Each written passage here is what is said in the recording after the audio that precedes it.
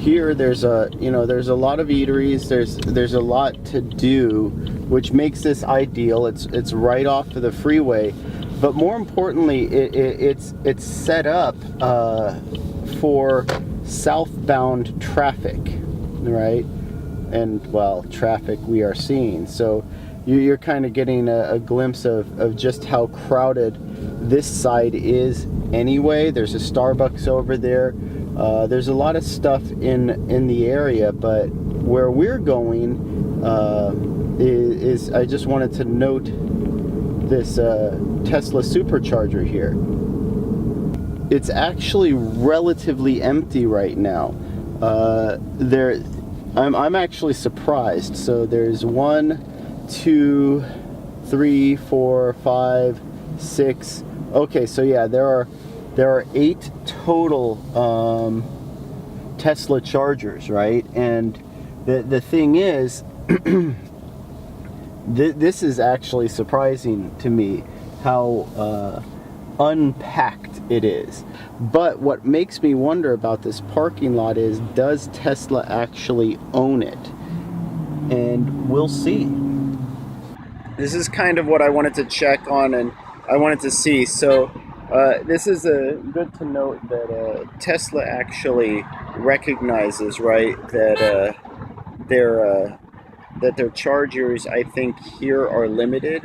So as I was saying earlier, I believe that with the Tejon Ranch Supercharger, what you're getting is a bit of a bottleneck, because everybody's here trying to charge before they go up the Tehachapi's, and you only have 8 chargers here, 8 stalls, so you have a lot of people are going to stop here, and these fill up very often, actually very quickly. So this is actually the first time I've been here on a weekend like this and they haven't been full. But with 40 chargers in Kettleman, it's going to make this even more difficult, because going southbound, even if you're in a long-range Model 3, you're going to need to charge here before you go over the Tehachapi's. Kettleman City is just too far away, unless you're just over the Tehachapi's. So by adding 16 stalls here, I think that's going to abate much of that. So it was kind of something that because I haven't been to this site before, I was curious about, is whether they own this property or if they were just renting out a parking lot. Now it looks like they might actually own all of these stalls, or this entire parking lot. So if they're actually going to be free to add superchargers, then this is going to be a good site for them, because this is the one that you always see sort of bottleneck. You'll hear it from Tesla owners too, that it's not a great place to stop on crowded weekends.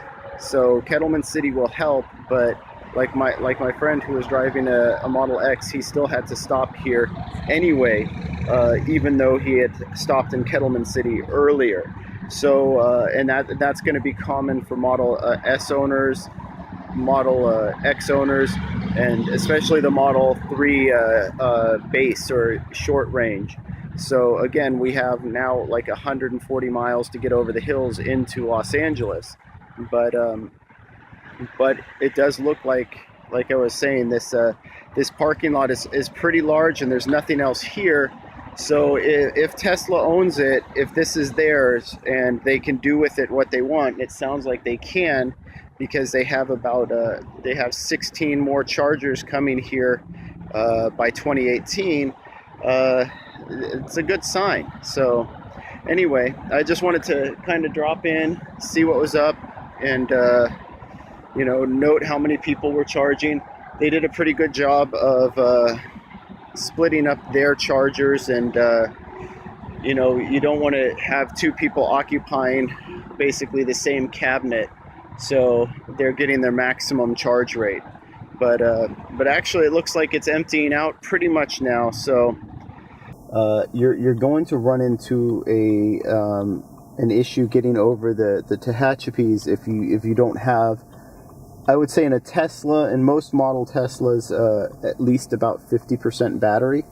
So yeah, that's why this charger is so important, and that's why even with Kettleman City, if you're southbound, you're still likely going to need to stop here. So it looks like, based on the numbers that they're showing, they're going to be expanding this charging location up to about 24 stalls. Now, that I think will be sufficient. And when I say sufficient for the numbers that they're currently producing, right? So I don't think we'll eventually they're going to want more than this, but for now this will be enough.